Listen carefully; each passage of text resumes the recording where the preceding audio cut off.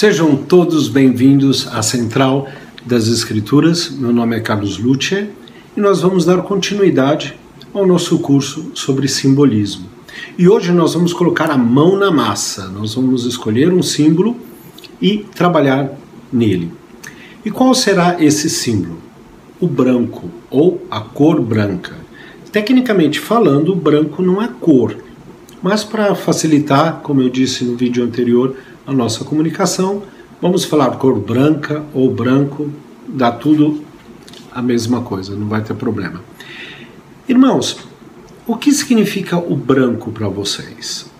Se vocês quiserem dar uma parada no vídeo e uma pensada, por favor, podem fazer. Pensaram? Ok, deixa eu usar meus poderes mentais, vamos ver se eu pego alguma revelação. Vocês falaram pureza ou paz. Acertei? Acho que na maioria das pessoas sim, né? De fato, o branco realmente significa pureza, realmente significa paz, mas ele tem um escopo de significado muito mais amplo do que isso. E ao entendermos os pormenores e os outros significados, a nossa compreensão, principalmente sobre as ordenanças do Evangelho, se aprofundam e se tornam muito mais significativas, muito mais pessoais.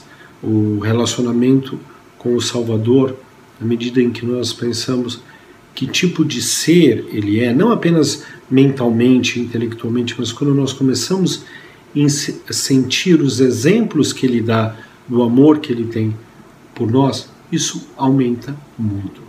E o primeiro tópico que eu gostaria de trazer sobre a cor branca é um dado cultural, não tem num primeiro momento nenhuma relação com o Evangelho, é sobre a antiga Roma, há uns 2000 anos atrás, tanto faz que seja durante a República ou o Império, eu vou usar Império, mas se aplicava à República.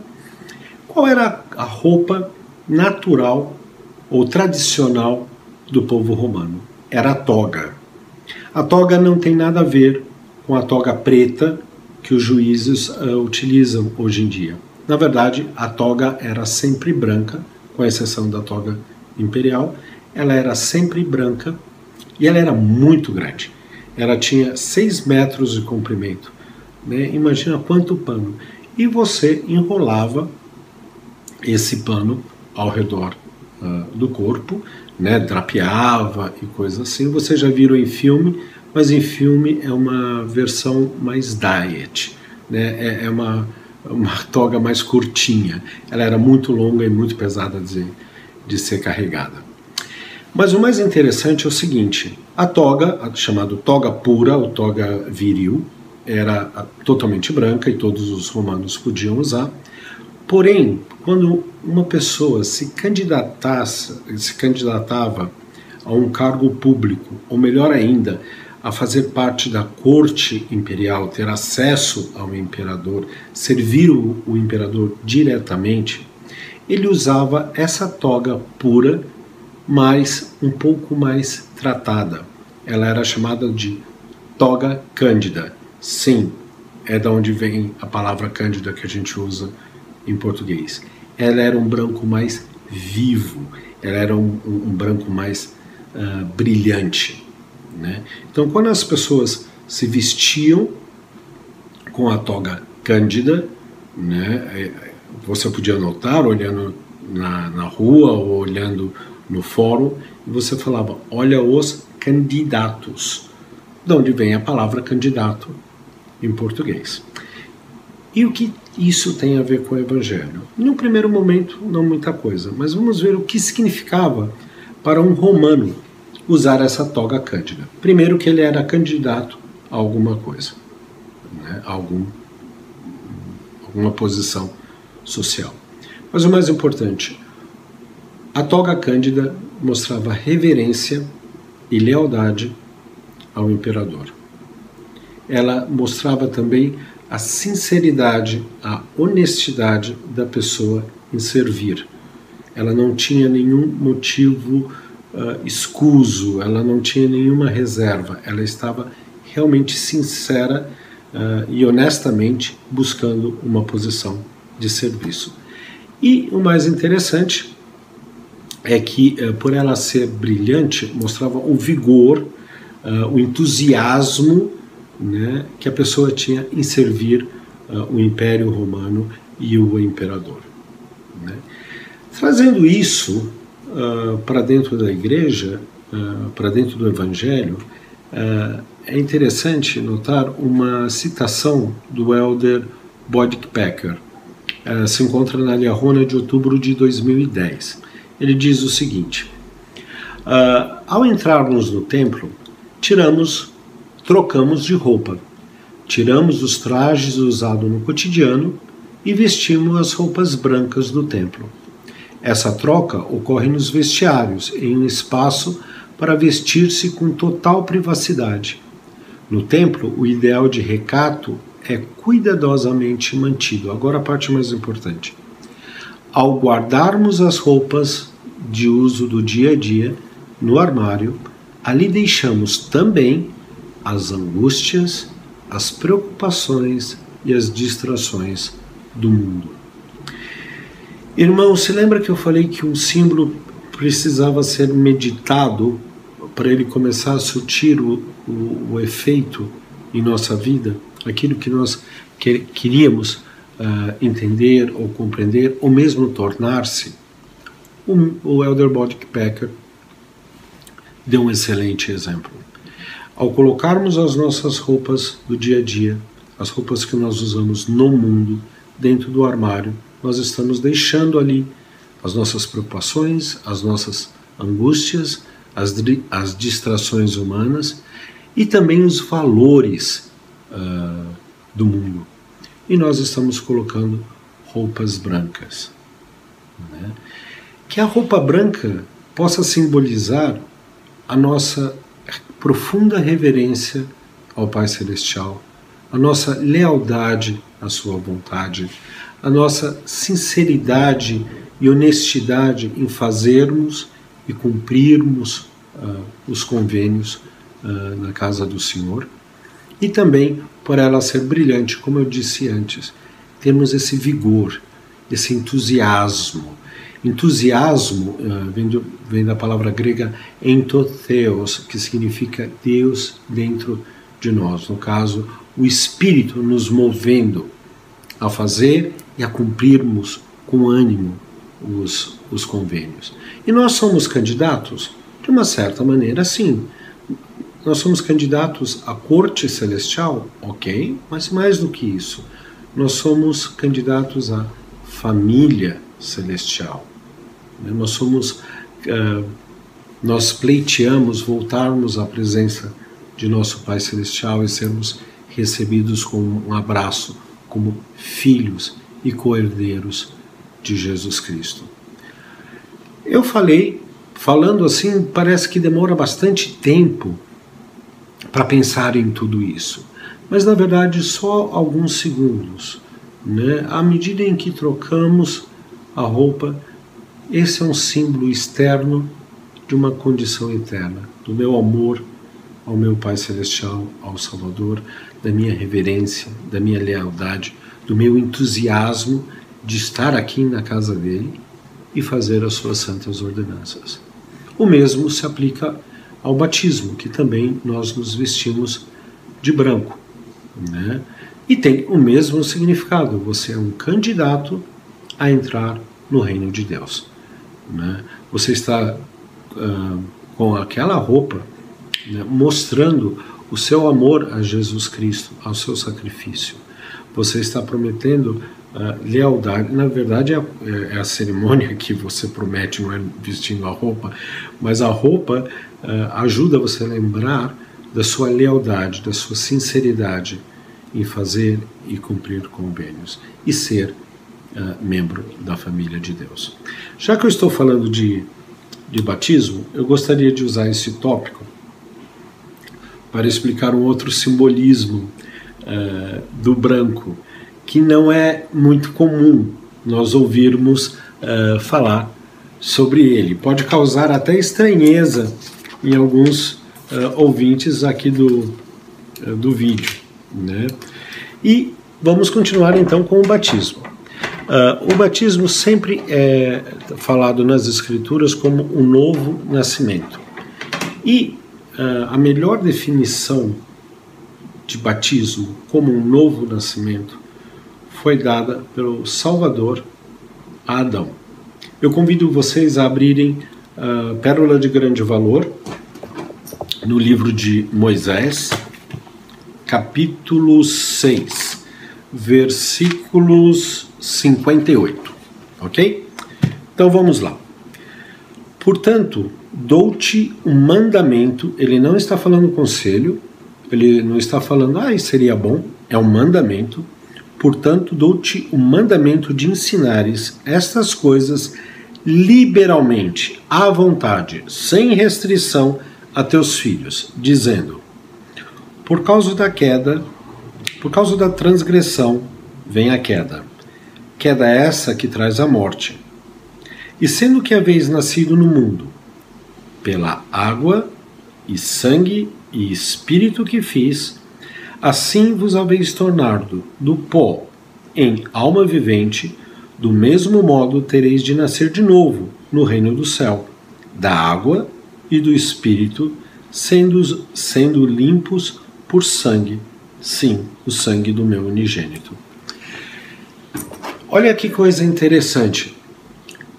Se lembram que na primeira aula eu disse que o símbolo era algo terreno, que representava uma outra coisa, mas de um nível mais elevado, algo espiritual?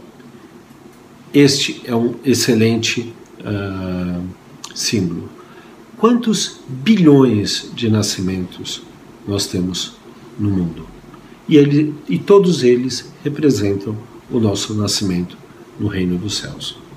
Nós nascemos nesse mundo através da água, ou seja, do líquido amniótico, da bolsa que estoura, do sangue que está presente no nascimento, e do espírito, ou seja, do nosso espírito.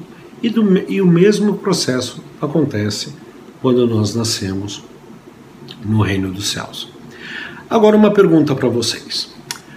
Como nós nascemos nesse mundo? Vestidos ou nus? Nus, né? Então o branco, dependendo do contexto, ele significa que você está nu, você não está vestindo nada, né?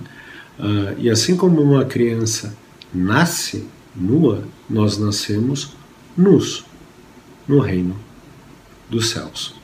E o que acontece com uma criança logo após o nascimento? Ela é enrolada em panos e entregue à mãe.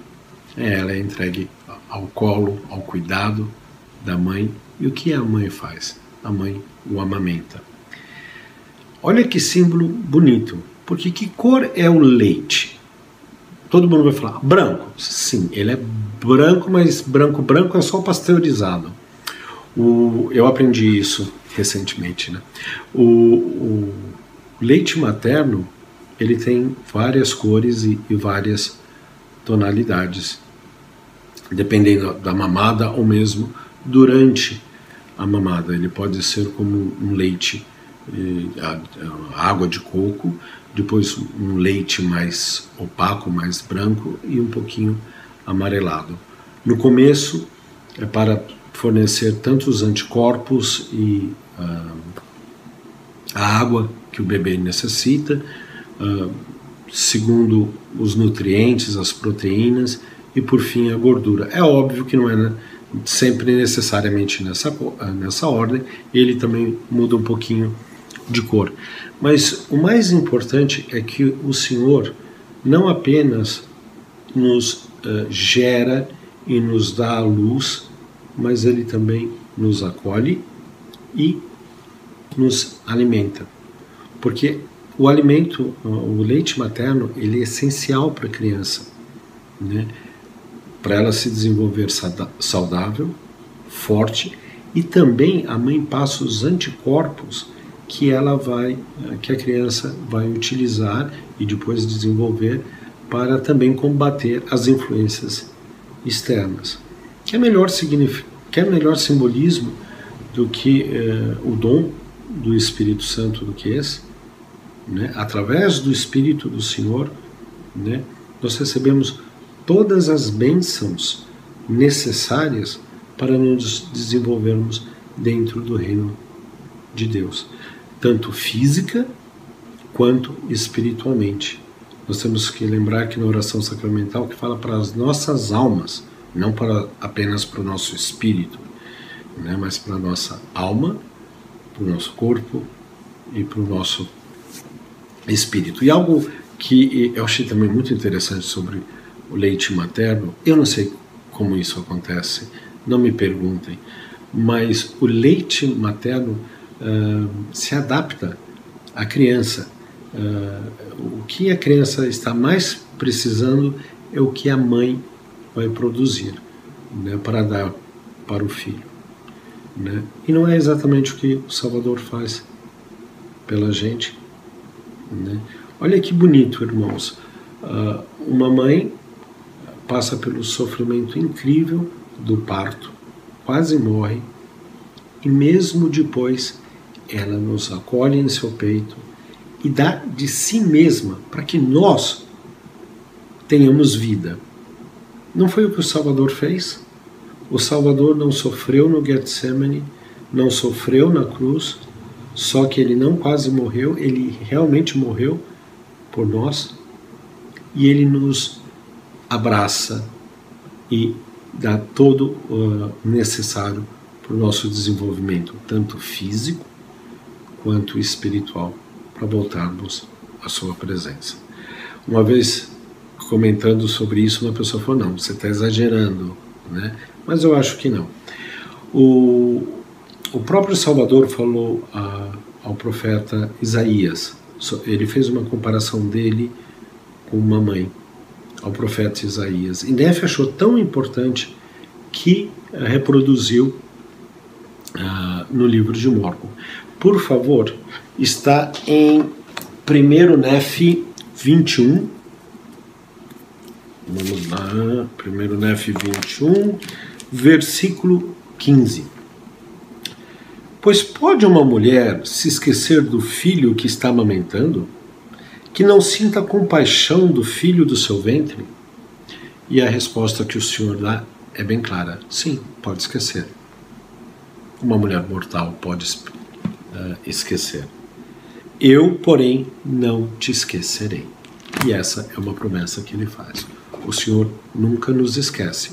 Nós podemos sim esquecer dele, mas ele nunca nos esquece. Irmãos, me ocorreu agora.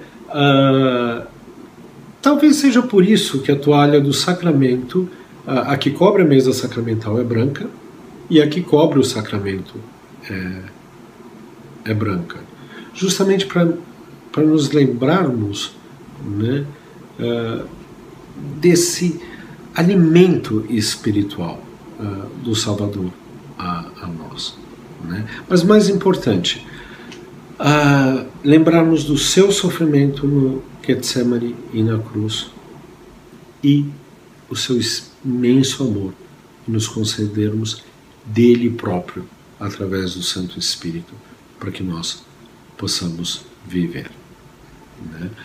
Outro alimento branco que aparece nas Escrituras era a maná, ou o maná, né? Que aparecia de manhã como uma geada, e é interessante que maná em hebraico, se você ler a Bíblia em hebraico, está manhu, né? Que se tornou em português maná. E manhu é corretamente traduzido como o que é isso. Hu pode ser ele, né? E se pularmos algumas regras gramaticais, poderia ser muito bem o que é ele, ou quem é ele. E no próprio capítulo 16 de Êxodo, se eu não estou enganado, né, é chamado de pão do céu. Quem é o pão que desceu dos céus. Man who? Quem é ele? Olha, tem bastante coisa só relacionada ao branco. A maná é branca, o leite materno é branco, né? E todos apontando para Jesus como a nossa fonte de vida. Não é à toa que ele disse: eu sou a vida, literalmente em todos os aspectos. E eu acho isso muito bonito. Mas o símbolo de alimento branco que ultrapassa todos os demais foi dado justamente por Lehi, no sonho que ele teve. Então eu peço que vocês abram novamente o livro de Mórmon, no capítulo 8 de 1 Nefi, e no versículo 10, por favor. E aconteceu que vi uma árvore cujo fruto era desejável para fazer uma pessoa feliz. E aconteceu que me aproximei e comi desse fruto, e vi que era o mais doce de todos os que eu já havia provado. Sim, e vi que o fruto era branco, excedendo toda a brancura que eu vira. Então Lehi, eu ainda não me acostumei a falar Lehi, então eu peço que vocês me desculpem. Então Lehi, ele prova de um fruto que é o mais doce que ele jamais havia provado em toda a sua vida. E ele era mais branco que a neve, né? E quando Nefi, se lembra no vídeo passado, quando Nefi quis saber o significado do sonho do pai dele, o anjo mostrou para ele exatamente o que significava tanto a árvore quanto esse fruto. Por favor, irmãos, vamos ir para o capítulo 11 de 1 Nefi. Ok, versículo 22. Né? O anjo perguntou então: sabes tu o significado da árvore e também do fruto que teu pai viu? E respondi-lhe: sim, é o amor de Deus que se derrama no coração dos filhos dos homens. É, portanto, a mais desejável de todas as coisas. E o anjo falou-me dizendo: sim, e a maior alegria para a alma. Se nós continuarmos lendo este capítulo de Nefi, nós vamos ver que o ponto central vai ser a missão de Jesus Cristo, o seu ministério, a sua expiação, que é representada pela árvore e também pelo fruto. Né? Voltando ao sacramento, será que nós conseguimos sentir, ao partilharmos do sacramento, ou ao partilharmos, ao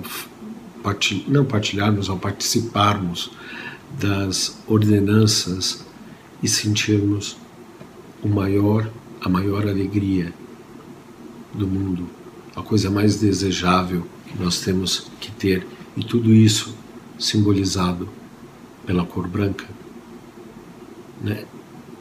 Lembrarmos, quando partilharmos do sacramento, lembrarmos que, como uma mãe, mas infinitamente maior, o Salvador sofreu por nós.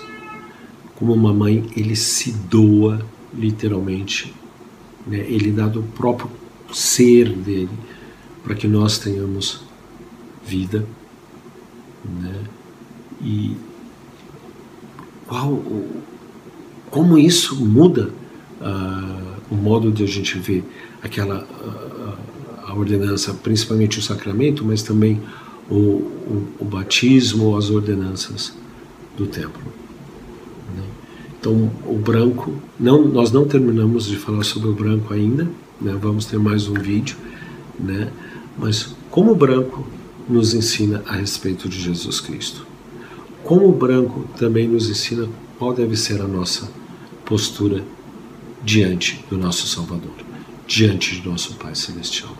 Então, só para recapitular, quando nós vestimos brancos, quer seja para o batismo, quer seja para participar das ordenanças do templo, nós estamos mostrando de uma forma externa, através de nossa vestimenta, o nosso amor ao Pai Celestial, a nossa lealdade, a nossa reverência aos seus convênios, a nossa disposição, o nosso ânimo de fazermos e cumprirmos fielmente aquilo que prometemos a Ele. E esse ânimo, esse entusiasmo, e fazemos isso com ânimo, com bastante entusiasmo. Às vezes, o branco vai significar apenas que estamos nus, que não temos nada sobre nossos corpos.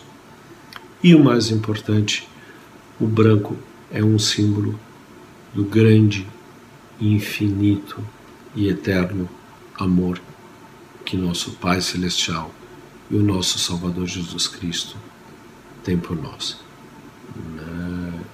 Simbolizado em todas as ordenanças, mas em especial no dom do Espírito Santo, em todos os frutos que Ele pode nos dar, da renovação dos nossos convênios através do sacramento. E nós devemos lembrar que as bênçãos que fluem através de Jesus Cristo para a nossa vida são espirituais, mas também são temporais, são físicas. Não se limita, nós não podemos achar que Jesus Cristo só nos abençoa com coisas espirituais, mas também com coisas materiais, se nós a necessitamos.